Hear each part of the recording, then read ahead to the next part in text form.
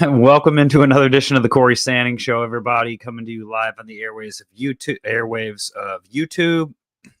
I should say coming to you live from the online airwaves of YouTube, Facebook, Twitter /X, and Instagram. Thank you all for tuning in to the show. Appreciate you guys being here. It's going to be a difficult one for me, but I guess you get a chance to vent. Going to get into some NFL content, react to some of the games today. Look at where the Ravens currently stand and what they have to do moving forward, which is a lot. And also a major life announcement for myself at the very end of the show, so stay tuned for that. But those of you that are tuning in to YouTube, please subscribe to the channel. Like the video if you enjoy it. Comment to boost the algorithm. And obviously hit that bell button to be notified when I drop my weekly live content. Obviously more than just weekly, multiple times out every week. And I'd be remiss if I didn't start off this show because I'm very hungry and I haven't eaten all day. And I couldn't eat after that walloping the Ravens took.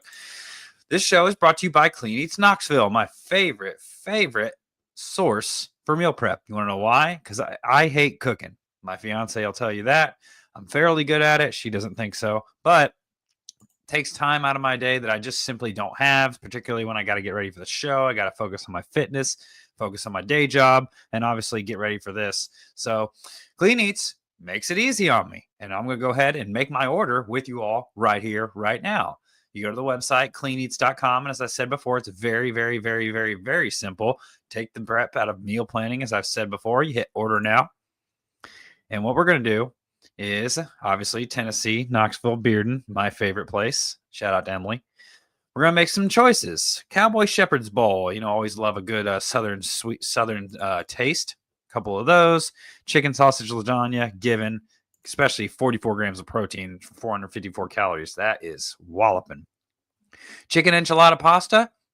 Yeah, I'll go with a couple. We'll go down here. We got tempura chicken roll in a bowl. I'll take a couple of those. Pepper jack bacon chicken melt. They're stepping up their game this week. Macros and everything. Sweet heat chicken and waffle breakfast. Oh, that sounds good. 508. Okay. Well, I can work that off. And then premium brisket fried rice. I'll go with a couple of those. So once you make your selections, and obviously you have more than just your premium items such as salads, pizza. I was about to say pissed off. Pizza. Introducing the dark chocolate peanut butter Buckeyes, energy bites, clean witches, which are fantastic empanadas, protein uncrustables, dessert bars, and then obviously protein shakes if you need some of that. You can check low carb or extra protein a day late, but you can get those if that's what you're looking to do. Pick up in store. Obviously, we're going to go in here and we're going to log in real quick. So you get a chance to see my email address for those of you that don't have it already. And then put in your password here. We're going to log in. As you all see, always hit pay in store. Order placed. And it's that simple. Clean Eats. It's not a diet. It's a lifestyle. All right. Now that is out of the way. NFL action. Ravens. Heaven have mercy on my and their souls. The Ravens hit rock bottom today in a 37 lopsided loss to the Chiefs. Lamar's now 1-6 against Patrick Mahomes in his career. They started off the game great on offense, I should say. Honestly, pretty solid on defense given what they were dealing with. Obviously, their entire starting defensive line was out, with Nnamdi Madubuike and Broderick Washington also being placed on IR, so they'll be out for the foreseeable future. Up 7-6, and everything came apart. Sometimes you need a gut check and a reality check, and that's exactly what the Ravens got today. And we're going to get into some major uncomfortable talking points here in a few about this Baltimore Ravens team, who is arguably the best team that Lamar Jackson has had on paper to this point. Started off high on offense, but then Spags did what Spags does, dialed up the heat. Knew that the Ravens offensive line couldn't protect Lamar, had the spy on him the entire time, could not protect him, had hardly any time to throw. Lamar threw his first interception of the season, and lost a fumble in which he had nowhere to run and ran into his own guy. Don't ask me what he was thinking, but it happened. and the Ravens defense just got gashed. And then you have Roquan Smith going out with a hamstring injury. You have Marlon Humphrey going out with a calf injury, which is different than the groin injury he's been dealing with all season. I think he could be hurt, but I think he's just washed, and we'll get into that in the later segment of the show.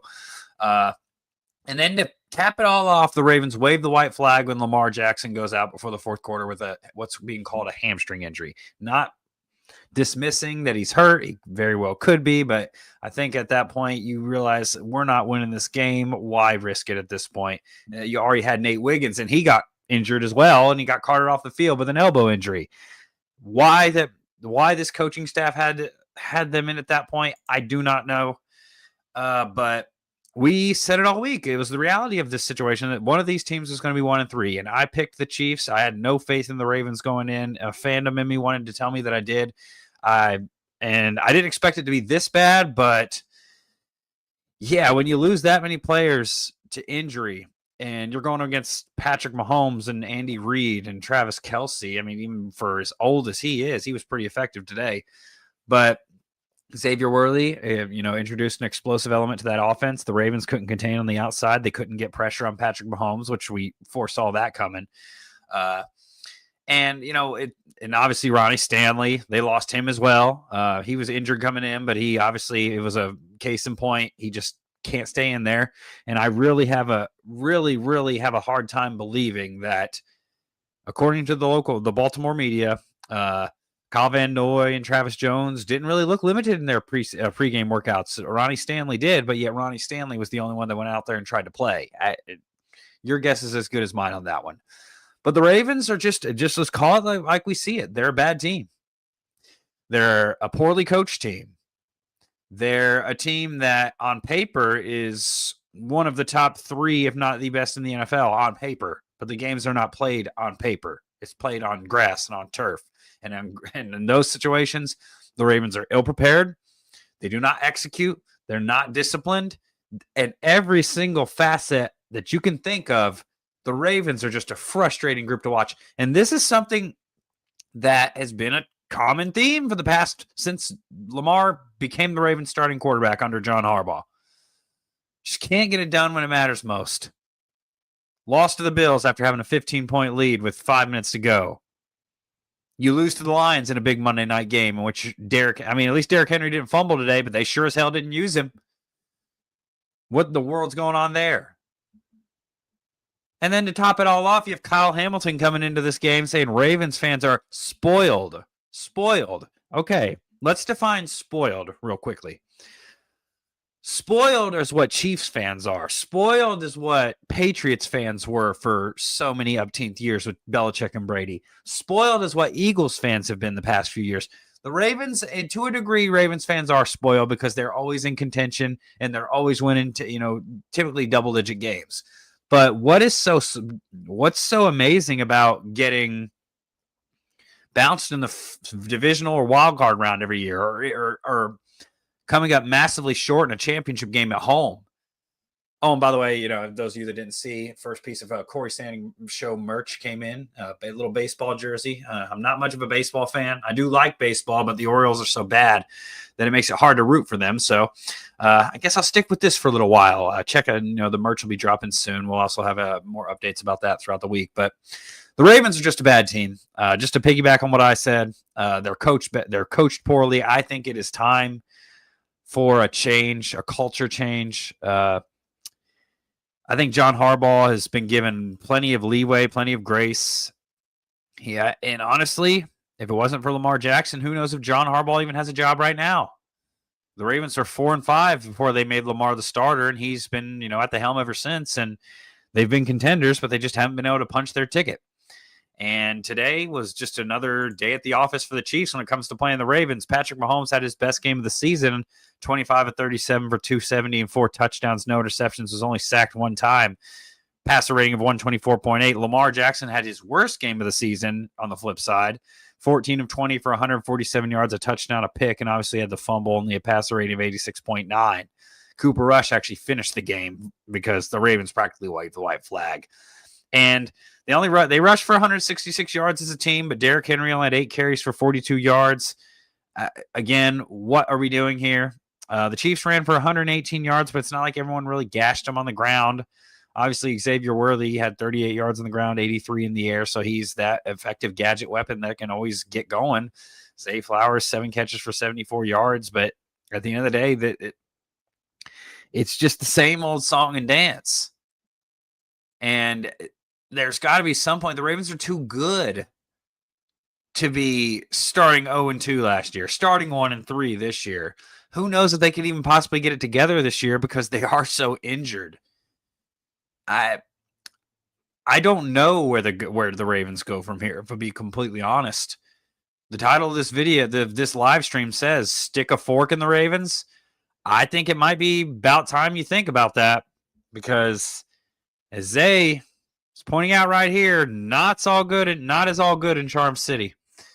And it starts with from the top on down. I mean, there was a sequence early in the first half when the Ravens were on offense. I believe it might have been their third drive. Could have extended the lead. You get 2 delay of game penalties in 3 downs. On Lamar. It's also on everyone else on the field. But as a coaching staff, you don't by the second time, you're not watching the play clock to make sure you can at least get a timeout in time before they lose yardage. And then very next play, Lamar Jackson, intentional groundings. He had nowhere to go and nowhere to throw the ball. And the Ravens have to punt. And obviously the rest is history. But this is a troubled football team. This is not a good football team. This is probably perhaps the biggest disappointment in the NFL. No, it is the biggest disappointment in the NFL this season with all the hype, and I'm guilty of it too, that the Ravens had coming in. And rightfully so. On paper, they look like world beaters, look like a juggernaut. After how they finished last season, then you add. Yeah, it all starts from the top on down. It's unfortunate. But the Ravens have stuck by. It's the same thing with Pittsburgh and Mike Tomlin. They've stuck by him for many, many years. And honestly, if it wasn't for Lamar Jackson, like I said earlier in the show, I don't think John Harbaugh would have a job right now. Not with the Ravens. He'd have a job. He's a Hall of Famer. As soon as he hangs it up, he's going into Canton. But sometimes you just need a change of voice. And it might be time, especially because Zach Orr. Let's get to Zach Orr. Let's get to the Ravens. I'm going to the team stats real quick. I'm pulling up these numbers. The Chiefs, 24 first downs, 15 rushing. Or no. 8 rushing, 15 passing.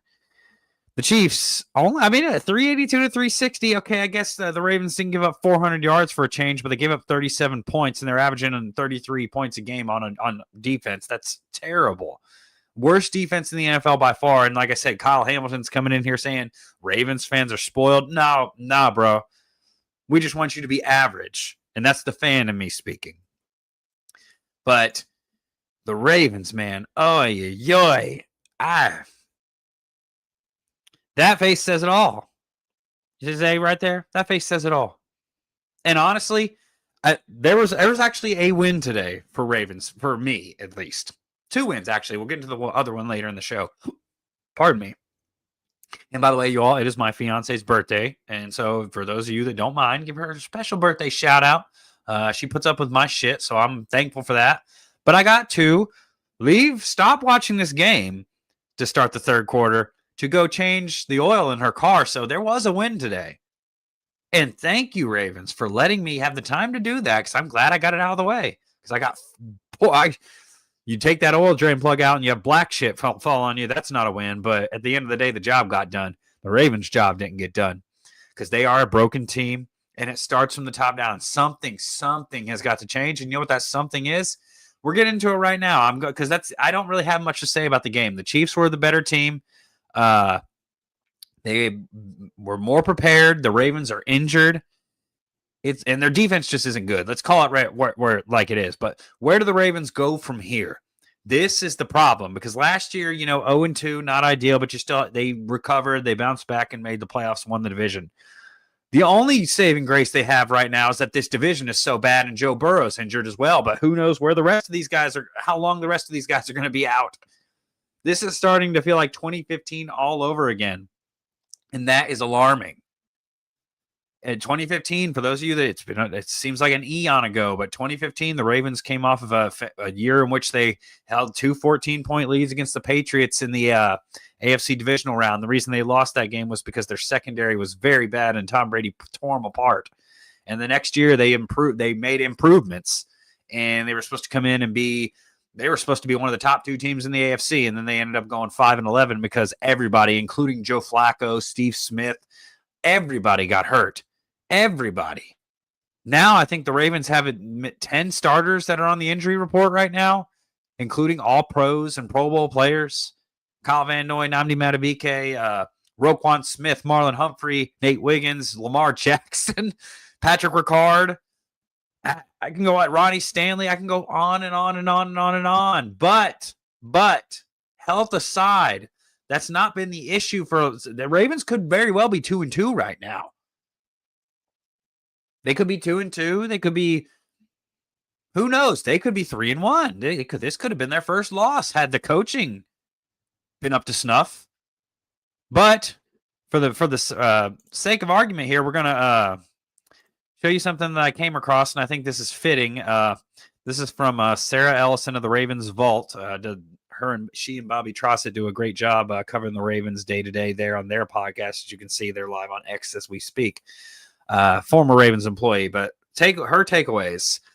1, it feels dramatic to say it after just 4 weeks of football, but the Ravens season is already in dire straits at 1-3 and no signs of life from the offense, defense, special teams, or coaching staff. Hit the nail right on the head. There was no signs of life from anybody on this team today, especially after Kansas City started putting pressure on them and on both sides of the ball, all 3 facets. 2, it's not just losing the game, but it's losing so many key starters in this game alone. Lamar, Marlon, Roquan, Nate Wiggins, and Ronnie Stanley. Again, Harbaugh offered no clarification on any injuries post-game. I guess we'll find out when he gives his bullshit answers throughout the week. 3, all eyes turn to Lamar Jackson's hamstrings. With the toughest portion of their schedule nearing its end, only Lamar's presence could save this season. True. But even if they do, are there any real expectations that they can compete with the AFC's elite? At this point, there are not. There are not. This team is not a Super Bowl contender right now. This team isn't a playoff team right now. 4, the last time the Ravens were 1-3 was, said it already, 2015, when they also sustained multiple injuries, including to then starter Joe Flacco. They finished 5-11 that year. Those of you that remember, Joe Flacco tore his ACL, Steve Smith tore his Achilles. It was a pantheon of injuries. I can't even get into how many there were. Ryan Mallett and Chris Matthews was their number 1 receiver, and Ryan Mallett was their starting quarterback at the end of the season. That says anything. 5, and I wish that I could highlight this and put it in bold letters. The Ravens coaching staff needs to look in the mirror, too, as if they shouldn't have already been doing that. They can't lean on the injuries as an excuse because things were already bad before that. True. Poor play calls and gotta-have-it situations. True. Poor use of personnel. True. Outcoached by the Chiefs year in and year out. True. It's unbelievable because this is not a bad coaching staff except for maybe Zach Orr. And even then, I hate saying that about Zach because he's a great guy and he's been around the Ravens organization for a long time. Number 6, if Baltimore can't turn things around, Steve Bisciotti is going to have decisions to make. Lamar Jackson's prime years are being wasted away, and he can't stand by and watch for much longer. I couldn't have said it better myself.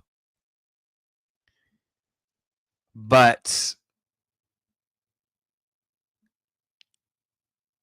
it was a bad game for them for sure. Henry fan. Well, speaking to that comment, they're not blocking for him. And Patrick Ricard's not there because he's been out with injury all season. I mean, Derrick Henry can still do Derrick Henry things. He was great in week 1.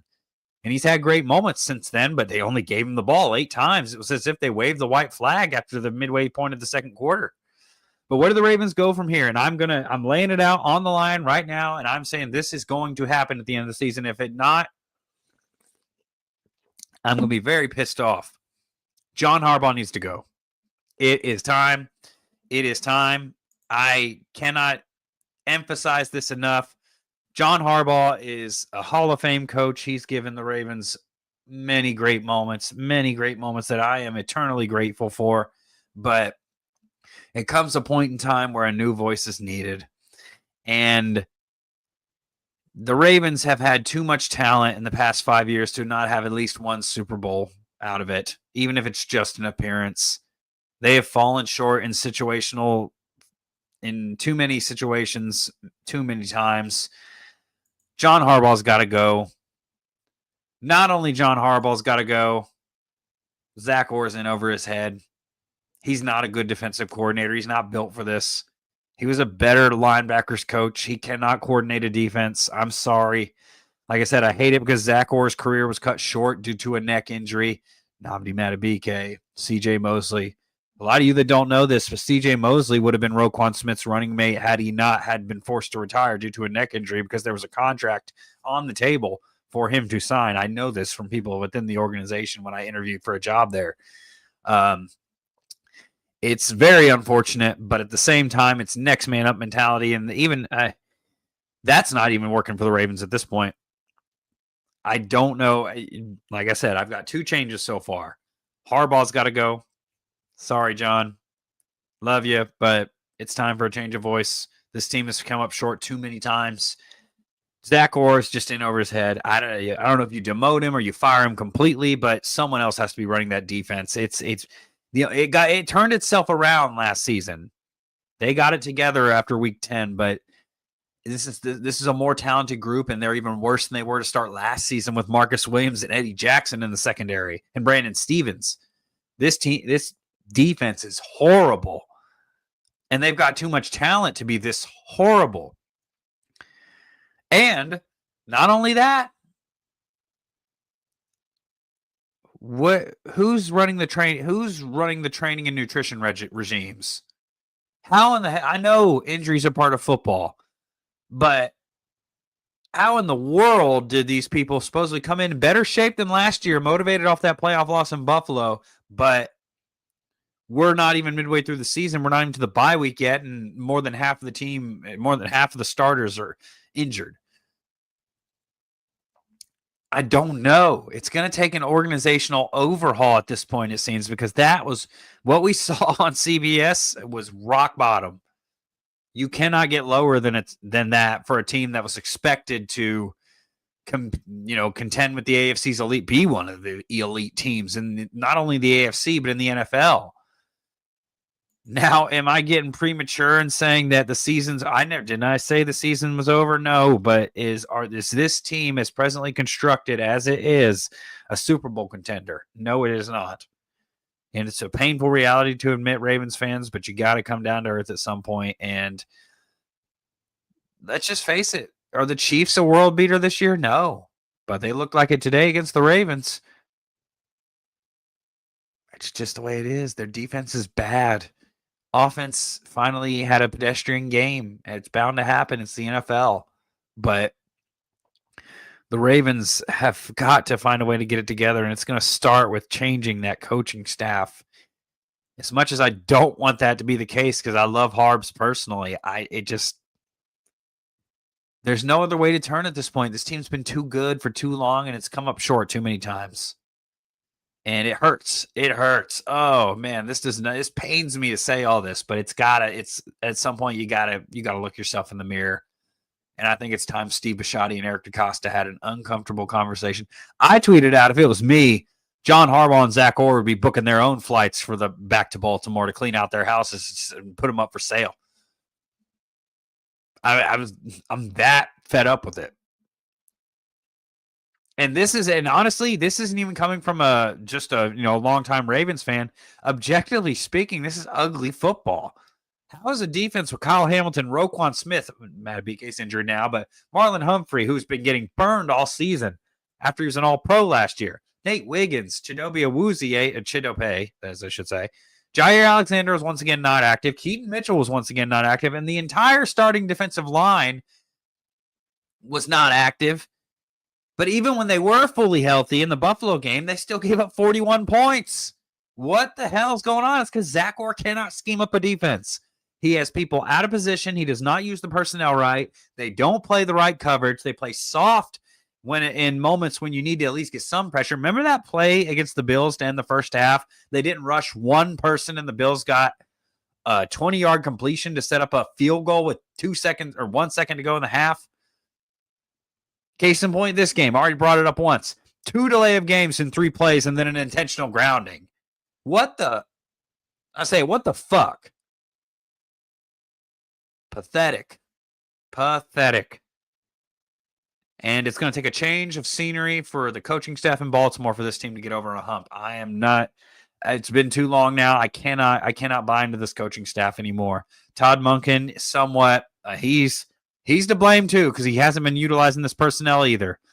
But this team gets thoroughly outcoached by Andy Reid and the Chiefs every year, and even Jim Harbaugh and his staff can find a way to beat the Chiefs this year. The Ravens couldn't. But moving on to the next game that I want to get into, Rams beat the Colts. The Colts were like one of these surprises of the early season. Daniel Jones was playing out of his mind. They were undefeated. Came back a little bit back down to earth today. They did go toe-to-toe with the Rams. You got to give them credit.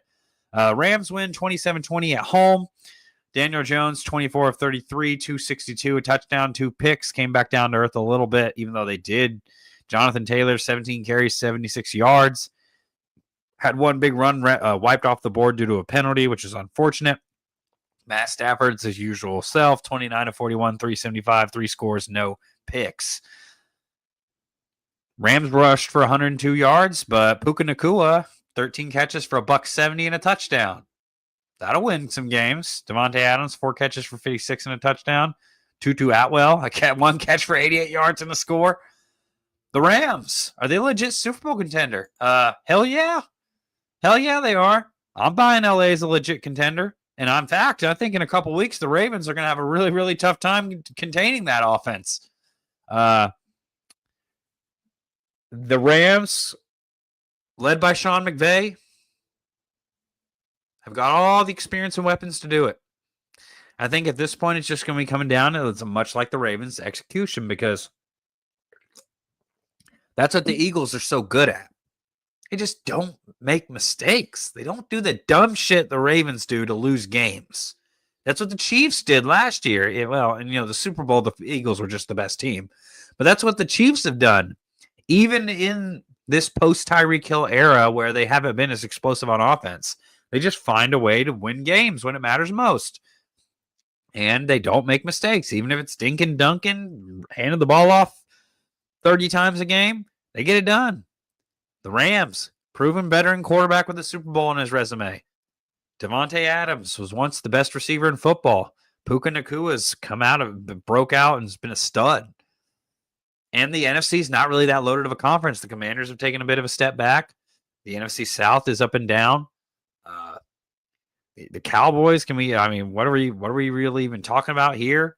You have some teams in the NFC North, you get the Lions and you get the Packers, but it wasn't like coming in, there was a clear-cut hierarchy in the AFC. It was Chiefs, Ravens, Bills. Now it's just Bills.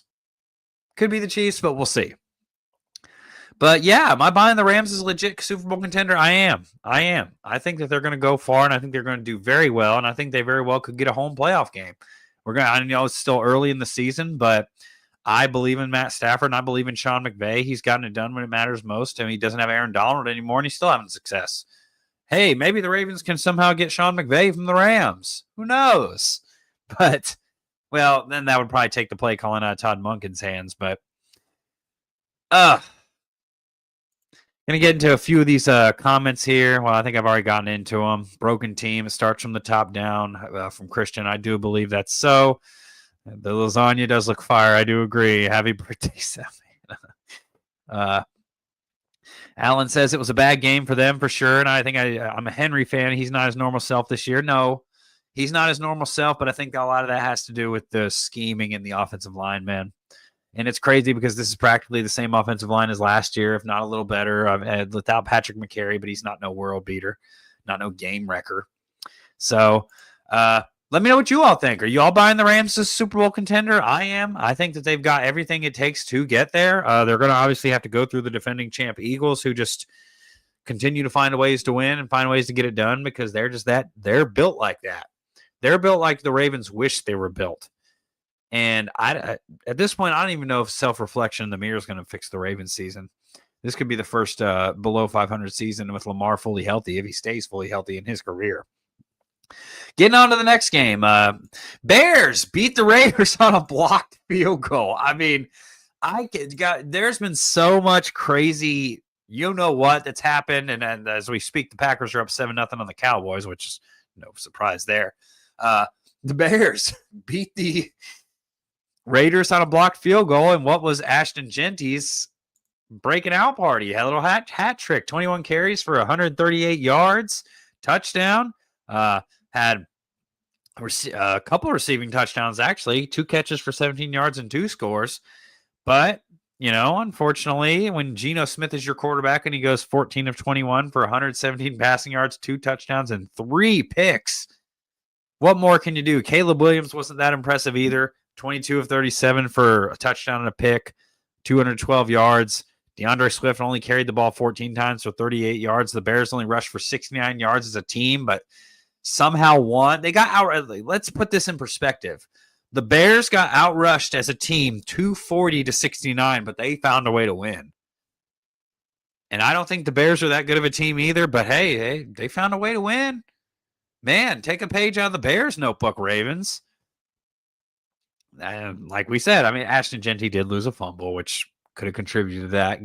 Caleb Williams had 2 fumbles, and he didn't lose either of them.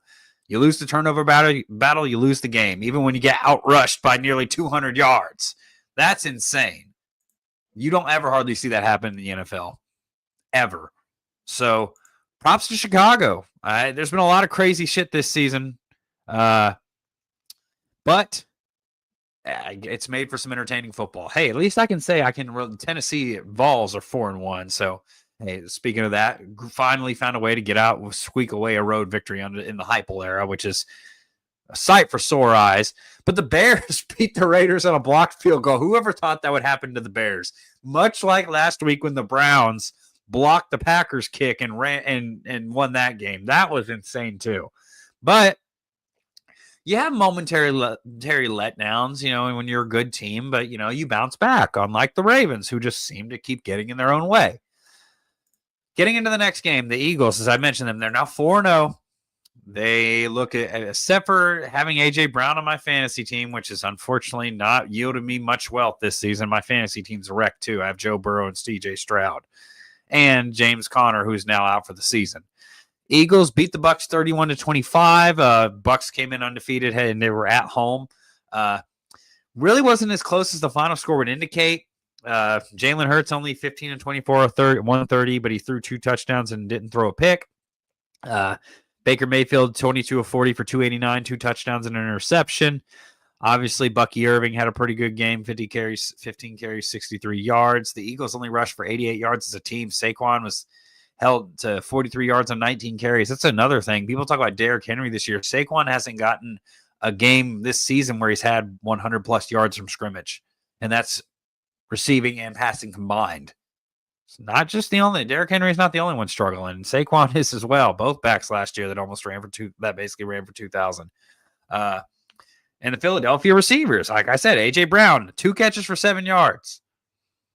Devontae Smith, 2 catches for 29 yards.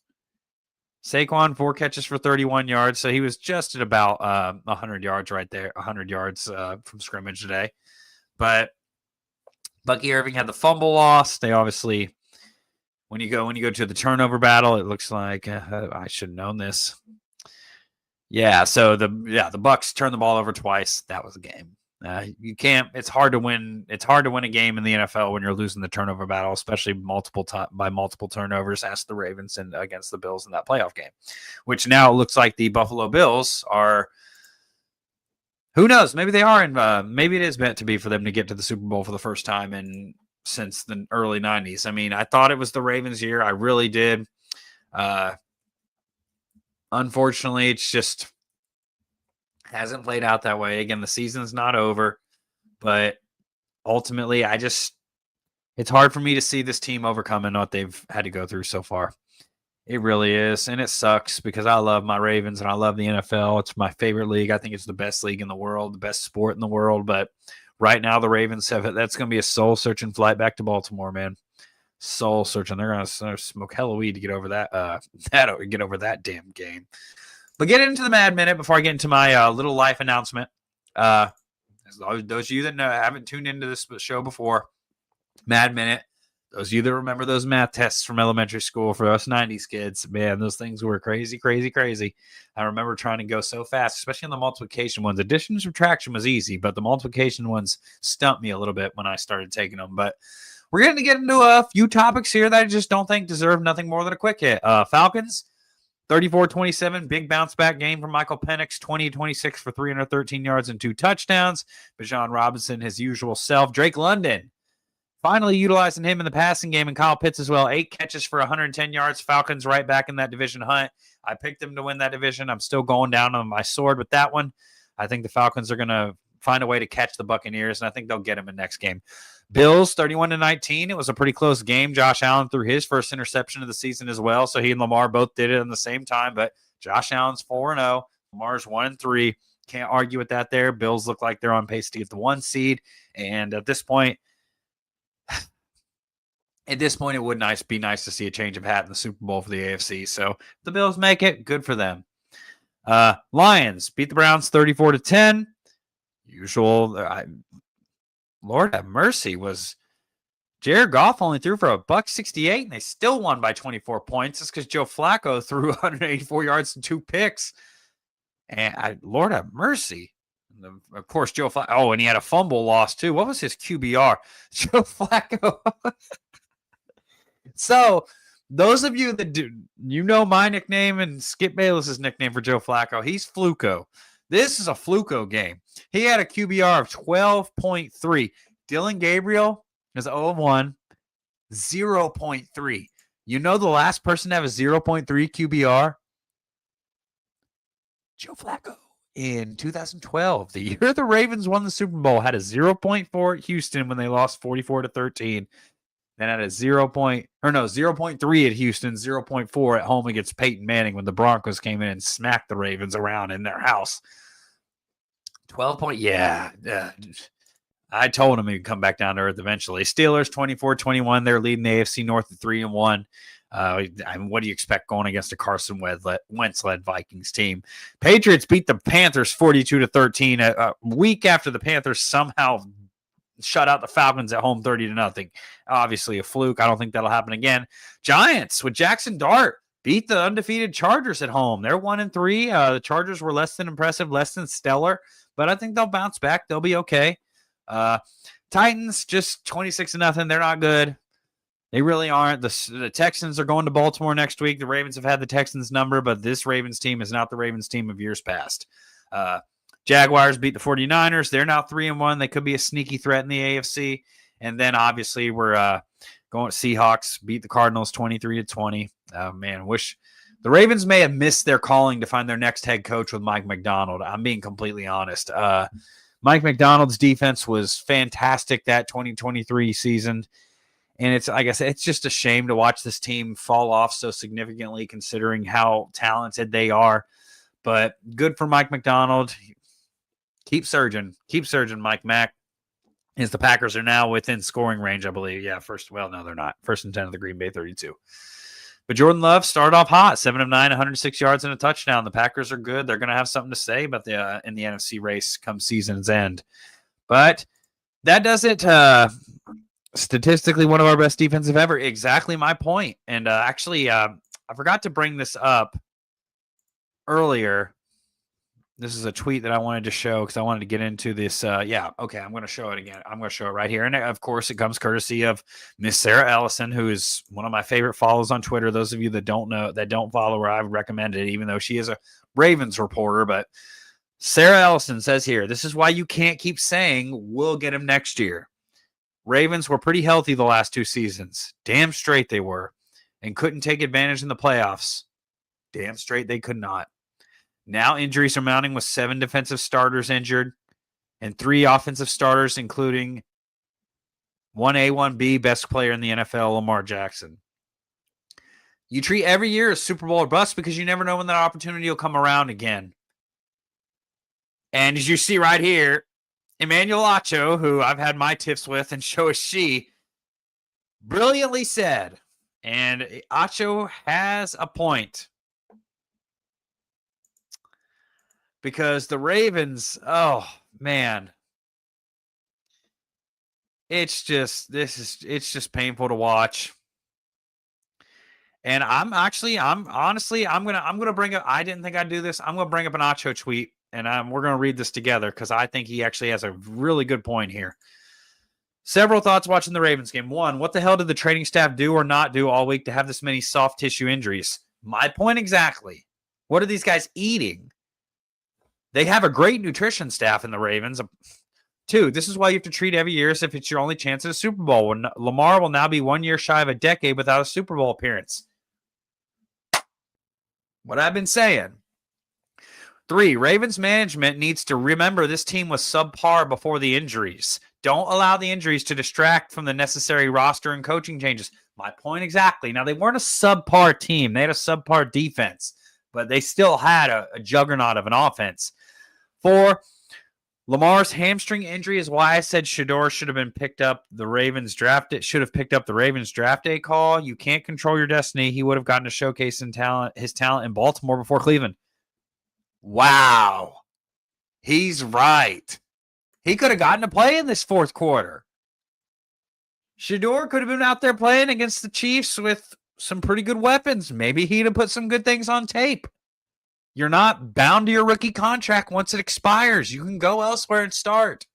Never would have taken over for Lamar, but man, Acho made some good damn points there. I cannot believe I'm saying that.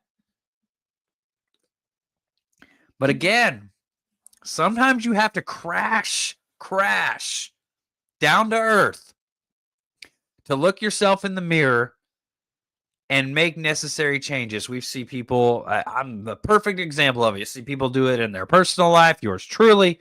You see people do it in professional sports and politics and in whatever career field you may be in. You may think you're the shit, but there's a come to Jesus moment that happens to us all. And right now it just happened to the Ravens. So that's where we're at right now when it comes to the football side of things. As I said, as I've noted in the can't even think of it right now. As I notated in the title of this show, this episode, major life announcement. Those of you that have known me for a long time, you know I spent 6 years, 7 really, if you round it up, in legacy media, thinking that I was going to be the next guy on ESPN, working my way up that way. Little did I know that linear route does not exist anymore. Little did I know that as a local news reporter, and they do great work. It's great work because you need to keep the people informed, but they do not get paid. They do not get paid a livable wage. I will say that. And I do enjoy my day job now. I really do. But it's come to a point where I'm nearing 30. You know, I turned 29 in December. And you gotta, I have a college degree and I'm sitting here thinking, what am I doing with my life? So I put it off for many years. As those of you that know me, I love true crime. I love, outside of sports, my favorite thing to do is watch a criminal trial and study true crime cases, cold cases, and put evidence together to tell a story, because that's what the people that I'm about to say do. So today, I officially got in the mail my official preparation for the LSAT. Those of you that don't know the LSAT, it is the law school admissions test. It's like the GRE if you're going to go to grad school. I am going all in, and I am going to bust my ass to go back to school at almost 30 years old to try to make a better life for myself and for my family. It's going to be a lot of work. It's going to be a challenging road ahead. It's going to test me mentally, might test me physically, because those of you that know that I very much pride myself on my fitness. But I think I'm up for the challenge, and I'm actually looking forward to it.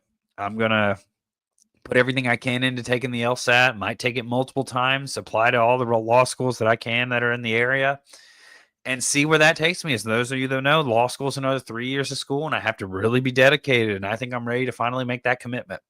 I'm going to obviously stay committed here to the Cory Sanning Show and my company, Sanning Media. very much not giving that up. But it's something that I'm passionate about. And I noticed that the itch just never, ever goes away. It doesn't. No matter how much I try to get a job to say, oh, this puts me, this will keep me from doing it. There's no guarantee that this podcast will even blow up. Who knows if it doesn't, but it keeps me creative. But I'm going to do it. I've committed myself to it. Obviously it was 1 in 170 million people could have that. Is the odds of someone else having that blood was 1 in 170 million. Those of you that don't know the evidence from the O.J. Simpson trial, which we're actually coming up on in a matter of days, the 30th anniversary of the verdict. And we will have a show, an entire episode dedicated to looking at the O.J. Simpson verdict 30 years on, now that O.J. Simpson has passed on and obviously, no hope for real justice anymore. But aside from that, let me know what you all think of the action today. Those of you in the comments that want to chastise me for being a Ravens fan and rub it in my face, go right ahead. I'm here for it. I'm here for a good game of trash talk. We're going to be back live tomorrow night at 8:30. Those of you, please tune in if you choose. We're going to be reacting to some Monday. We'll react to the Cowboys Packers. We'll take a listen to some what John Harbaugh has to say to the media after. Obviously, he didn't really say much tonight, but we'll react to some more injury news, and we'll see everything that. Remember, check out cleaneats.com. Not a diet; it's a lifestyle. And again, those of you that tuned in, thank you very much. I look forward to you all joining me on this law school journey. I will be documenting it on this channel, as well as my personal channel, as well as more streams of content. Obviously, we have more news to come on the merch that I'm actually wearing as we speak. Those of you that want to look at the back of the jersey, obviously you can see. Always wear number 3. It's my lucky number. It's the number that stands for the Holy Trinity, and it was D. Wade's number, which is more of the reason, but I did find out it stood for the Holy Trinity. So what a good way to throw in that fun fact caveat. But yeah, these will be ready. These will be available for purchase soon. Let me know if you guys want some. Like I said, we'll many threes were hitting my eye today being a Ravens fan. So thank you all for tuning in. I'm going to get off here and go indulge myself and spend the rest of my fiance's birthday with her. And we'll catch you all tomorrow night. Thank you for tuning in, and we'll see you in the next one.